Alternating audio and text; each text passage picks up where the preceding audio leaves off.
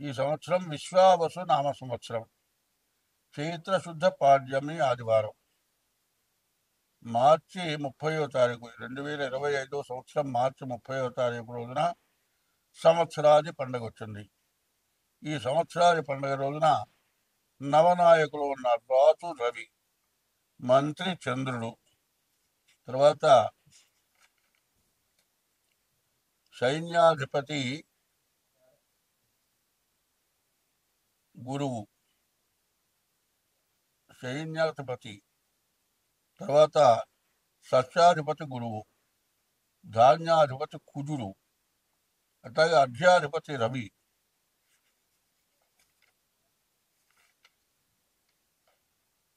మేఘాధిపతి రవి, రసాధిపతి శని. మరి రవి చంద్రునకు ఆధిపత్యం, కుజుడు 1వ ఆధిపత్యం. రవికి ఆధిపత్యాలు ఎక్కువ ఉన్నాయి. చంద్రుడికి ఒకటే ఆధిపత్యం, కుజుడికి ఒకటే ఆధిపత్యం, బుధుడికి ఒకటే ఆధిపత్యం, గురువుకి ఒకటే ఆధిపత్యం, శనికి ఒకటే ఆధిపత్యం. ఇట్లా వచ్చినాయి. కానీ శుభగ్రహాల కంటే పాపగ్రహాల యొక్క ఆధిపత్యం ఎక్కువగా ఉంది. ఈ విశ్వావసనామ సంవత్సరంలో అల్ప వృష్టి అంటే వర్షం తక్కువ, మధ్య పంటలు ఎక్కువగా ఉంటాయి.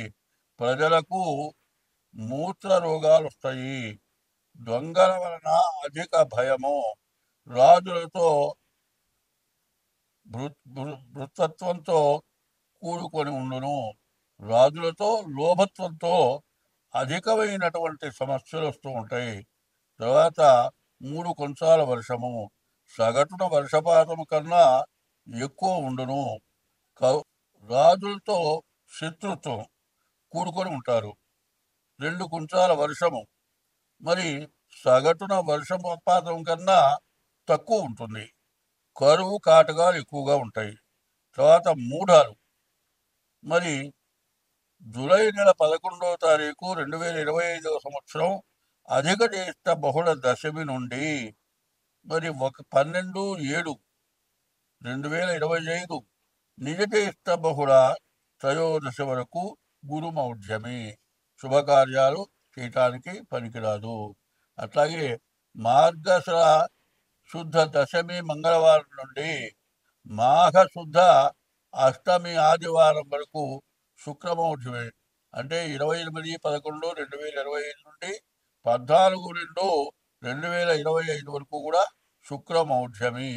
మరి 7/9/2025 భాద్రపద బహుళ తదియ రోజున రాహుగ్రస్త చంద్రగ్రహణం ఉన్నది. ఈ రాహుగ్రస్త చంద్రగ్రహణం మనకు వర్తిస్తుంది. మరి పూర్ణ చంద్రోదయ చంద్రగ్రహణం స్పర్శకాలం రాత్రి 9, నిలీమన కాలం రాత్రి 10:59, మధ్యకాలం రాత్రి 11:22 శతభష నక్షత్రం పూర్వభద్ర జత, ఈ 2 నక్షత్రాలకి కూడా శాంతి చేయించుకోవడం మంచిది. చంద్రగ్రహణం మళ్ళీ మార్చి 3వ తారీఖు 2026 సంవత్సరం కూడా మరి కేతుగ్రస్త చంద్రగ్రహణం ఉన్నది. తర్వాత ఈ రాశి వాళ్ళందరికీ కూడా ఆదాయ వ్యయాలు చెప్పుకున్నాం. మొదటిది కందాయ ఫలాలు. అశ్విని నక్షత్రానికి మొదటి కందాయం 3, రెండో కందాయం 0, మూడో కందాయం 4. మరి ఆది శూన్యే మహావ్యాధి, మధ్య శూన్యే మనోవ్యధ, అంత్య శూన్యే ఫలం స్వల్పం, త్రిఫలం నిష్ఫలం లభేత్తు. మరి విషమే స్వర్ధలాభ స్యాత్తు, బేసిశక్తి వస్తే అర్ధలాభం, సమేతు సమతా భవేత్తు. ఈ అశ్విని నక్షత్రానికి 4, 3, 7 సంఖ్య వచ్చింది బేసి సంఖ్య. మరి విషమే స్వర్ధలాభ స్యాత్తు వచ్చిన దాంట్లో సగమే మిగులుతుంది. తర్వాత భరణి నక్షత్రం 6, 1, 1 వచ్చినాయి, 8 వచ్చింది, సమానం వచ్చింది, ఖర్చు సమానం అవుతుంది. కృత్తికా నక్షత్రానికి వచ్చేప్పటికల్లా దానికి కూడా 6, 1, 2, 3 కలిసి 6 అయింది. ఈ 6 కూడా సమానం, వచ్చిన ఆదాయం ఖర్చు సమానంగా ఉంటుంది. తర్వాత రోహిణి నక్షత్రం 4 వచ్చింది, అది కూడా సమసంఖ్యే వచ్చే ఆదాయం సమానంగానే వచ్చింది అయ్యే ఖర్చు కూడా సమానంగానే ఉంటుంది. వచ్చేది మిగిలేదంటూ ఉండదు. మృగశిర నక్షత్రం కూడా 7, 1, 2 ఇది కూడా సమానమే వచ్చింది. సమానమైన ఖర్చే ఉంటుంది. తర్వాత ఆశ్లేష నక్షత్రం వచ్చింది 2, 4, 4 మొత్తం కూడితే 10 వచ్చింది. సమసంఖ్య వచ్చే ఆదాయం ఖర్చు సమానంగా ఉంటుంది. మరి అశ్విని నక్షత్రం తర్వాత నుంచి భరణి, కృతిక, రోహిణి, మృగశిర నక్షత్రాల వరకు కూడా వచ్చే ఆదాయం అయ్యే ఖర్చు సమానంగా ఉంది. ఆశ్లేష నక్షత్రం 10 వచ్చింది. అది కూడా వచ్చే ఆదాయం ఖర్చు సమానంగానే ఉంది. మరి మృగశిర నక్షత్రం ఆశ్లేష, మఖా నక్షత్రం 5, 1, 6 వచ్చింది. ఇది కూడా వచ్చే ఆదాయం ఖర్చు సమానమే. వచ్చేది అయ్యేది ఖర్చు సమానమే, మిగిలేది లేదు. పునర్వసు కూడా అంతే 4 వచ్చింది. ఇది కూడా అట్లాగే ఉంది. పునర్వసు తర్వాత పుష్యమి నక్షత్రం కూడా వచ్చే ఆదాయం ఖర్చు సమానంగా ఉంది. మా పుష్యమి ఉత్తరా నక్షత్రం మరి 3, 2 వచ్చేది మిగులుదల ఎక్కువ ఉంది. మరి విషమే స్వర్ధలాభశ్చాత్తు వచ్చే సంపాదనలో సగం మిగులుతుంది. మఖా నక్షత్రం కూడా సమసంఖ్య వచ్చింది. వచ్చే ఆదాయం ఖర్చు రెండు సమానంగానే ఉన్నాయి. తర్వాత పునర్వసు పుబ్బా నక్షత్రం అది కూడా 6 వచ్చింది. సమసంఖ్యే, వచ్చే ఆదాయం ఖర్చు సమానం. మరి ఉత్తరా నక్షత్రం ఉంది 4, 3, 7 7 వచ్చింది. కాబట్టి ఇది బేసి సంఖ్య, వచ్చే ఆదాయంలో సగం నిలబడుతుంది. హస్త నక్షత్రం 7, 3, 10 ఇది కూడా సమసంఖ్యే, వచ్చే ఆదాయం ఖర్చు సమానమే. తర్వాత చిత్తా నక్షత్రం 3 వచ్చింది. బేసి సంఖ్య కాబట్టి దీనివల్ల వచ్చేది ఏంటి, వచ్చిన దాంట్లో సగం మిగులుతుంది. స్వాతి నక్షత్రం 5, 4, 9 వచ్చింది. కాబట్టి వచ్చే ఆదాయంలో సగం మిగులుతుంది. విశాఖ నక్షత్రం 4 సమసంఖ్యే కాబట్టి వచ్చే ఆదాయం ఖర్చు సమానమే. తర్వాత ఆశ్లేష నక్షత్రం ఉంది 5, 3, 1, 1 5 వచ్చింది. వచ్చే ఆదాయంలో సగం మిగులుతుంది.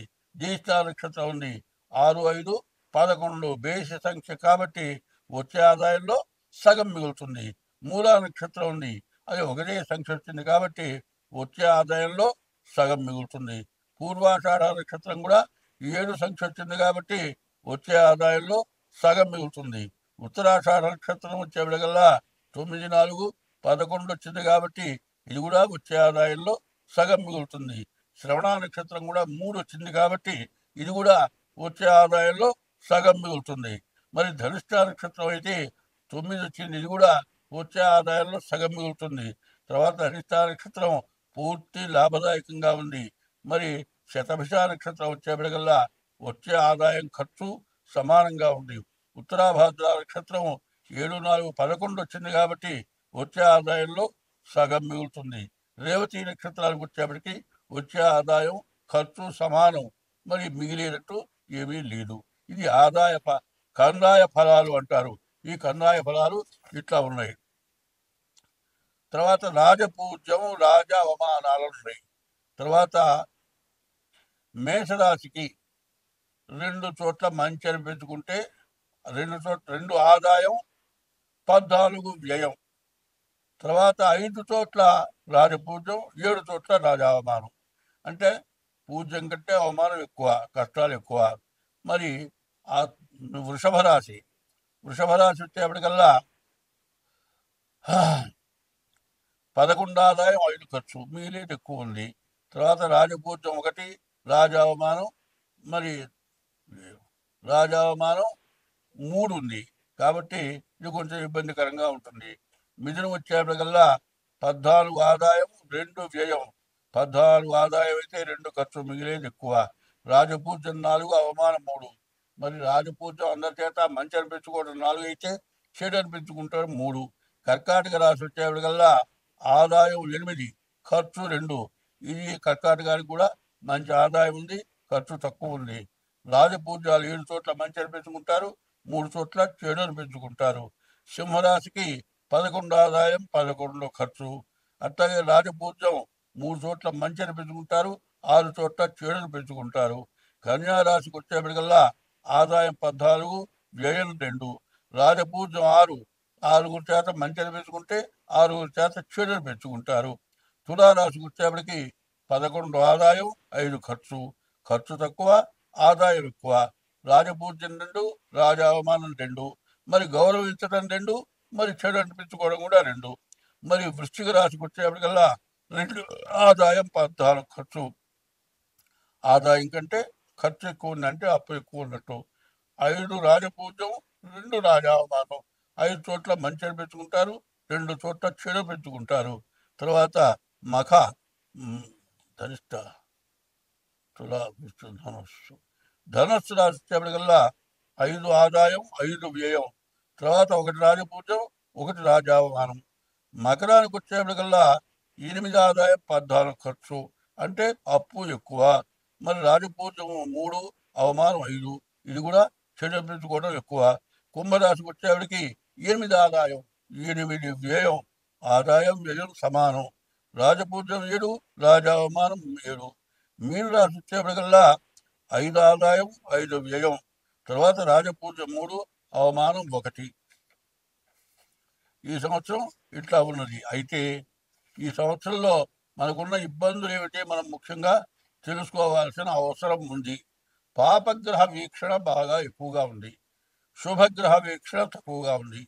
శుభగ్రహణ వీక్షణ ఎక్కువ ఉంటే ఎంతో మేలు, మంచి జరుగుతుంది. పాపగ్రహ వీక్షణ ఎక్కువ ఉంటే ఎక్కువ ఇబ్బందులు, కష్టాలు, రకరకాలైన సమస్యలు ఇట్లాంటివన్నీ కూడా వస్తూ ఉంటాయి. కాబట్టి ఈ రోజున మరి పూజింపబట్టం కంటే అవమానింపబట్టం ఎక్కువ. అదే కాకుండా శత్రుత్వాలు ఎక్కువ, మంచితనాలు తక్కువ. ప్రజల్లోనూ అట్లాగే ఉంది. ప్రపంచ దేశాల్లో దేశ పరిపాలకులు ఉన్నారు. పరిపాలన చేసే వాళ్ళలో కూడా వాళ్ళల్లో వాళ్ళకు వైరం, ఒకళ్ళన్నా ఒకళ్ళు విమర్శించుకోవడం తప్పితే పరిపాలన ప్రజలకు మేలు చేసేటువంటి లక్షణాలు చాలా తక్కువగా ఉంటాయి. ఎందుకంటే వీళ్ళల్లో ఇంట్లో ఉన్నాం అనుకోండి, కుటుంబం ఉన్నాము, కుటుంబంలో నలుగురం మంచిగా ఉంటే ఏదైనా అనవసరమైన ఖర్చులు లేకుండా, సమస్య లేకుండా, స్వార్థం లేకుండా ఉంటాము. అందులో ఒకళ్ళు స్వార్థంగా ఉండి ఎక్కువగా జీతం మొదలుపెట్టారనుకోండి, మిగతా వాళ్ళకి ఇబ్బందే కదా. అట్లా ప్రపంచంలో అట్లా ఉంది. విదేశాలు యుద్ధాలు రావడానికి బాగా ఎక్కువగా ఉంది, విదేశీ యుద్ధాలు కూడా బాగా వస్తాయి. కాబట్టి దీనివల్ల సమస్యలు బాగా ఎక్కువగా ఉంటాయి. కాబట్టి ఈ సంవత్సరం మార్చి 30వ తారీఖున 6 గ్రహాలు ఒక చోట చేస్తున్నాయి. దీనివల్ల చాలా గ్రహ బాధలు ఎక్కువగా ఉంటాయి. ప్రతి వారికి కూడా సమస్య ఎక్కువగా ఉంటుంది. సరే, నా పేరుతో బాగున్నది అనుకుంటారు. అయితే నీ పేరుతో బాగున్నా పక్క ఇంటి వాడితో వాడి పేరుతో బాగా లేదనుకోండి, వాళ్ళ ఇంట్లో ఏదైనా గొడవ జరిగింది, లేకపోతే ఎవరు వచ్చి కొట్టారు, వెళ్ళారు, వాడు పడిపోయినాడు, పోలీసులు వస్తారు. అక్కడికి వెళ్తే కొట్టింది ఎవరయ్యా అంటే ఇంట్లో వాళ్ళు ఎవరో మాకు తెలియదు అంటారు. పక్క వాళ్ళని అడుగుతారు, ఎవరయ్యా, ఎవరు వచ్చారు, ఎవరు వెళ్ళారు చెప్పు. ఇట్లా పక్క వాళ్ళగా అవుతుంది. ఏదైనా కొద్దిగా వైరం ఉందనుకోండి, ఈ పక్క వాళ్ళు చేయించారేమోనండి అనే అనుమానం వస్తుంది. చేసిపోయిన వాడు ఇంకోడు, కొట్టిపోయిన వాడు ఇంకోడు. కానీ పక్కవాడి మీద ఇప్పుడు సహజంగా ఒకరికి కొద్ది గొప్ప వైరం ఉంటుంది. అందుకోసం కొట్టాలి, చంపాలి అనుకోరు. ఏదైనా కొంత ఏదైనా తేడా ఉంటే దాన్ని సరి చేసుకుంటానికి కొంచెంసేపు పోట్లాడుకున్నా సర్దుకుంటారు.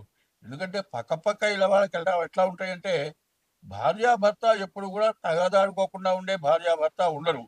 కొద్దిసేపు తగదాడుకున్నా ఎవరిలో ఏ తప్పు ఉన్నది ఆ తప్పు సరిదిద్దుకొని మళ్ళీ భార్యాభర్త కలిసి ఉంటారు. విడబడిపోతే ఇద్దరికి ఇబ్బందే. కాబట్టి భార్యాభర్త సర్దుకున్నట్లే పక్క ఇంటి వాళ్ళు కూడా అట్లాగే సర్దుకుంటారు. కానీ పూర్తిగా దుర్మార్గంగా పక్కవాడిని నాశనం చేసి పక్కవాడు లేకుండా పోయే పని చేయడానికి దాదాపు 199 మంది ఇష్టపడరు. అదేదో పరమ దుర్మార్గుడు చేస్తే ఆ ఇల్లే వదిలిపెట్టిపోవాల్సి వస్తుంది. అది మనకు ముందే తెలుస్తుంది. కానీ ఈ అనుమానాలు రకరకాలు. ఎట్లా ఉంటుంది, మన ఇంట్లోకి వస్తాడు, కొడతాడు, ఓ సొమ్ము చేసుకుపోతాడు. కానీ ఈ వస్తే ఎక్కడ పోయిందో తెలియదు. ఇంట్లో భార్యాభర్తకో, తండ్రి కొడుకో, తల్లి కూతురుకో తగాదా ఉంటే వీళ్ళలో వీళ్ళు చేశారేమో అనుమానం, పక్క వాళ్ళు వస్తూ పోతూ ఉంటే వాళ్ళు చేశారేమో అనుమానం. ఇట్లాంటి అనుమానాలతో పోలీస్ కేసులు, మరి కోర్టులు, ఇట్లాంటి సమస్యలతో బాగా ఇబ్బందులు పడుతుంటారు. ఇటువంటి సమస్యలు ప్రతి వాళ్ళకి వస్తాయి. కాబట్టి ఈ సంవత్సరం ఎట్లా ఉండాలి, ఎటువంటి గొడవలు వచ్చినా సర్దుకుండే మనస్తత్వం ప్రజలకు కావాలి.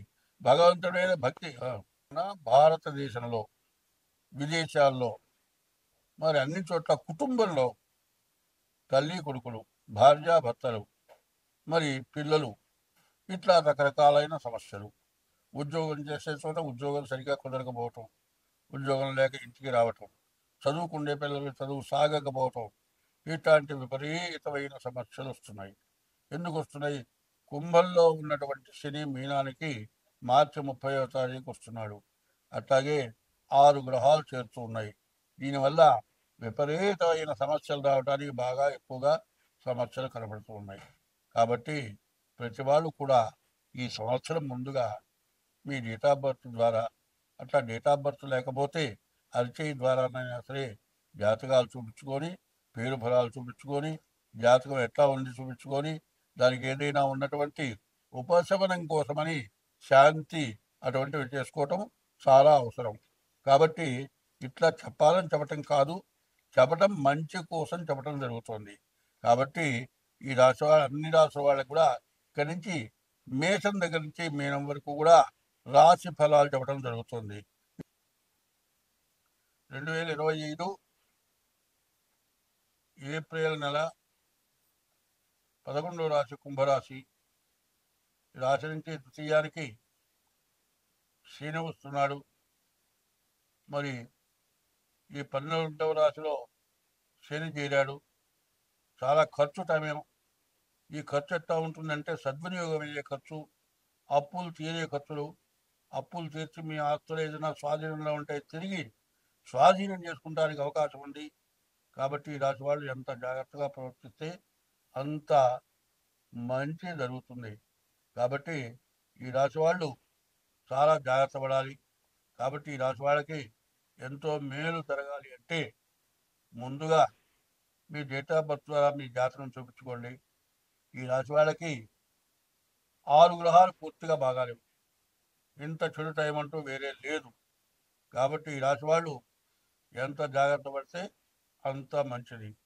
ఈ కుంభరాశి చివరి భాగం 12వ భాగం ఏలినాడు శని. ఈ ఏలినాడు శని వల్ల సమస్యలు బాగా ఎక్కువగా రావడానికి అవకాశం ఉంది. కాబట్టి ముందు ప్రతిరోజు శివదర్శనం చేసుకోండి. ప్రతిరోజు సూర్య నమస్కారాలు చేయండి. ప్రతిరోజు కూడా బియ్యపు రవ్వ పంచదార కలిపి మరి చీమల పుట్టలకు వేయండి.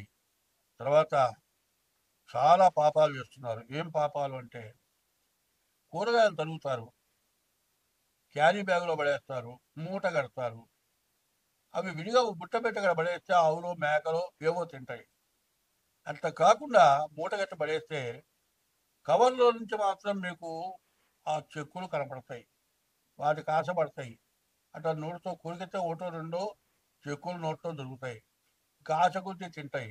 ఈ తినేటప్పుడు ఏమవుతుంది? ఈ ప్లాస్టిక్ పాలిథిన్ కవర్ కడుపులో పోతుంది. ఈ కడుపులో మెలేసి ఆవులు కానీ, గోవులు కానీ, మేకలు కానీ చచ్చిపోతున్నాయి. కొన్ని జీవరాశులని నిలువునా చంపుతున్న పాపం మీకు చుట్టుకుంటోంది.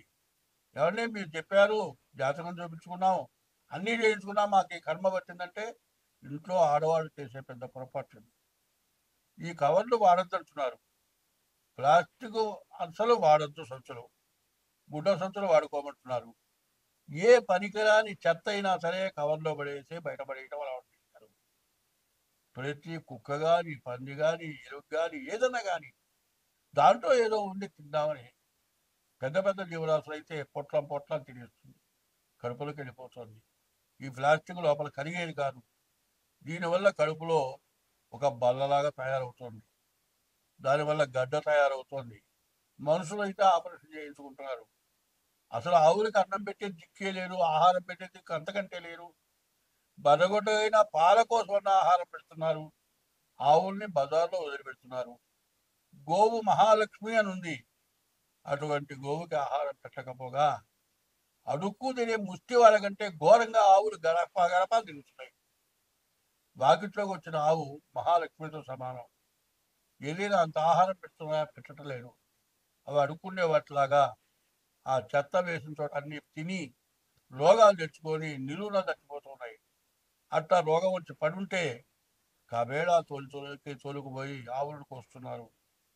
మన హిందూ మతంలో హిందూ అయిన వాళ్ళు ఎవరైనా సరే ముందు ఈ ప్లాస్టిక్ కవర్లు మానేయండి. ఈ కవర్లని మానేయటమే అవసరం. ఈ కవర్లు ఇంట్లో వాళ్ళు పెద్దవాళ్ళు తెచ్చిపెడితే ఆడవాళ్ళు కానీ పిల్లలు కానీ చెత్త అంతా దాంట్లో బారేసి బయట పారేస్తున్నారు.